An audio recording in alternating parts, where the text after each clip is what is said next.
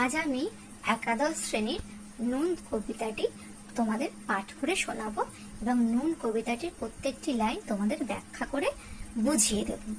চলো, নুন কবিতাটি লেখা হচ্ছে কবি জয় গোস্বামীর লেখা। কবি জয় গোস্বামী একজন আধুনিক কবি। এই কবিতাটি ভুতুম ভগবান কাব্যগ্রন্থ থেকে নেওয়া হয়েছে। তা এই কবিতাটির সম্পর্কে তোমাদের কয়েকটা জিনিস বলে দিই। এই কবিতাটি একটি নিম্নবিত্ত দরিদ্র পরিবারের সাধারণ জীবনযাপনের কাহিনী। নিম্নবিত্ত পরিবারের কাছে বিলাসিতা করাটাই হচ্ছে বোকামি, সেই সম্পর্কিত বিষয় এই কবিতাটিতে ফুটে উঠেছে। চলো আমরা এবার প্রত্যেকটি দুটি করে লাইন ব্যাখ্যা করে তোমাদের বোঝাবো। আমি এবার প্রত্যেকটি দুটি করে লাইন পড়বো এবং ব্যাখ্যা করব। দেখো, ফার্স্টে বলেছে, আমরা তো অল্পে খুশি, কি হবে দুঃখ করে, আমাদের দিন চলে যায় সাধারণ ভাত কাপড়ে। বলছে কি কবি এত সুন্দর করে লাইন দুটি লিখেছে, বলেছে যে আমরা তো অল্পে খুশি, মানে যে সাধারণ খাবার আর বস্ত্রেই মধ্যবিত্ত মানুষ খুশি।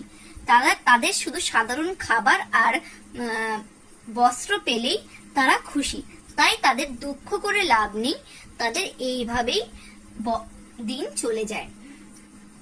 তারপরে লাইন লিখেছে, চলে যায় দিন আমাদের অসুখের ধার দেনাতে, রাত্রিরে দুই ভাই মিলে টান দি গঞ্জিকাতে। ধার দেনা মানে তোমরা বুঝতেই পারছো, ধার নেয়া বা দেনা করা। চলে যায় দিন আমাদের মধ্যবিত্ত মানুষদের অসুখের সময় ধার দেনা করেই চলে যায়, সেটাই বলছে। তাই জন্য বলছে সময় যেভাবেই চলে যায়, অসুখের সময় ধার করেই চলে যায়। কষ্ট নিবারণের জন্য রাত্রে দুই ভাই মিলে নেশাদ্রব্য গাঁজাতে টান দেয়। এখানে দুই ভাই বলতে কবি বাবা আর তার ছেলেকে বলা হয়েছে, বাবা আর ছেলেকে সম্বোধন করেছে দুই ভাই বলে।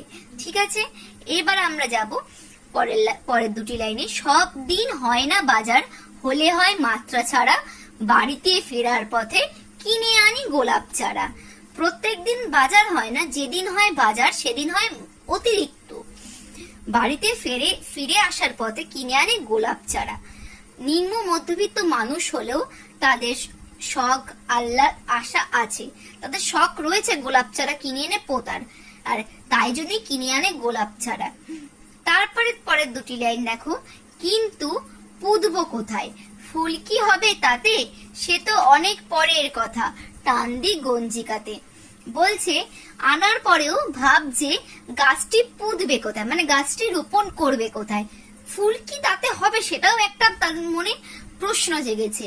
তো আবার বলছে দেখো, সে তো অনেক পরের কথা, টান দি গঞ্জিকাতে, মানে যে দেখো ফুল গাছ রোপণ করার পর গাছটা রোপণ না করা হলে ফুলটা তো হবে নাকি সেটা তো বলতে পারবে না, তাই বলছে সে তো অনেক পরের কথা, সে তো অনেক দেরির কথা, টান দিচ্ছি আবার নেশাদ্রব্য গাঁজাতে।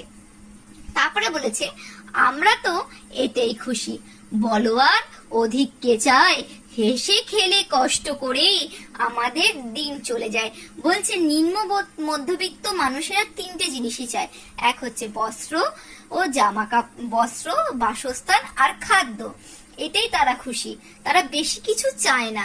তাই বলছে আমরা বেশি কিছু চাই না, আমরা অধিক মানে বেশি কিছু চাই না, আমরা হেসে খেলে মানে হাসিতে কষ্ট করে সবকিছু করে আমাদের সময় দিন অতিবাহিত হয়।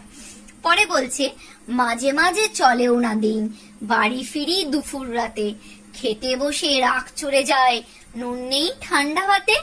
বলছে যে মাঝে মাঝে চলে না দিন, অনেক দিন কোনো সময়, প্রত্যেক দিন তো মানুষের সবসময় সব রকম চলে না, তাই বলছে মাঝে মাঝে চলে না দিন, বাড়ি ফিরি দুপুর রাতে, মানে বাড়ি ফেরে দুপুর রাতে, খেতে বসে রাগ চলে যায়, নুন নেই ঠান্ডা ভাতে। মধ্যবিত্ত মানুষের জীবনে অতি অল্পটুকু খাবার হচ্ছে নুন, সেই নুনটাও ঠান্ডা ভাতে তাদের জোটে না, তাই জন্য তাদের সেই কারণেই রাগ চড়ে যায়, মানে রাগ হয়ে যায়। তারপরে দুটো লাইন দেখো, রাগ চড়ে মাথায় আমার, আমি তার মাথায় চড়ি, বাপ বেটা দুই ভাই মিলে সারা পাড়া মাথায় করি। দেখো বাপ বেটা, আমি প্রথমে বললাম দুই ভাই এখানে বলতে সম্বোধন করেছে বাপ বেটাকে, মানে বাবা ছেলেকে। রাগ চড়ে মাথায় আমার, ঠান্ডা ভাতে যেহেতু নুন নেই সেহেতু তার মাথায় রাগ উঠে যায়। সেই রাগ কষ্ট সামলাতে না পেরে বাবা আর ছেলে দুইজনে মিলে অশান্তি করে, ঝগড়া করে। সেই কারণে সারা পাড়ার লোককে জাগিয়ে রাখে বা মাথা মানে তাদের একটা ডিস্টার্ব ফিল করে, সেটাই বলতে চাইছে। দেখো নেক্সট প্যারাটা হচ্ছে করিত কার তাতে কি, আমরা তো সামান্য লোক, আমাদের শুকনো ভাতে লবণের ব্যবস্থা হোক। বলছে করিত কার তাতে কি, আমরা তো সামান্য লোক, আমাদের শুকনো ভাতে লবণের ব্যবস্থা হোক। এটা তো তারা নিজের ইচ্ছায় করে না, এটা পরিস্থিতি তাদের দিয়ে করায়।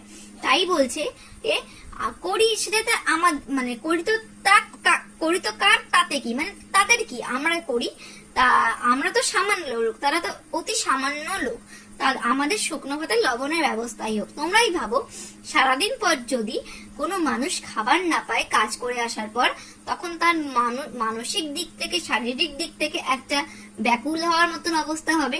তাদের শুধু এটাই চাওয়া, ভাতে তরকারি নয় সবজিটা, তাদের শুধু নুনটা দরকার ভাতে, সেটাই বলতে চেয়েছে কবি। তা তোমরা পুরো নুন কবিতাটি আমি পুরো তোমাদের পাঠ করে শোনালাম, তার বিষয়বস্তু সম্পর্কে আলোচনা করলাম। তোমাদের যদি নুন কবিতাটি বুঝতে অসুবিধা হয় তোমরা অবশ্যই আমাকে SMS করতে পারো, আমি রিপ্লাই করব। আর তোমাদের যদি এই ভিডিওটা ভালো লেগে থাকে অবশ্যই লাইক, কমেন্ট, সাবস্ক্রাইব করবে, শেয়ার করবে। ওকে, চলো টাটা, বাই বাই।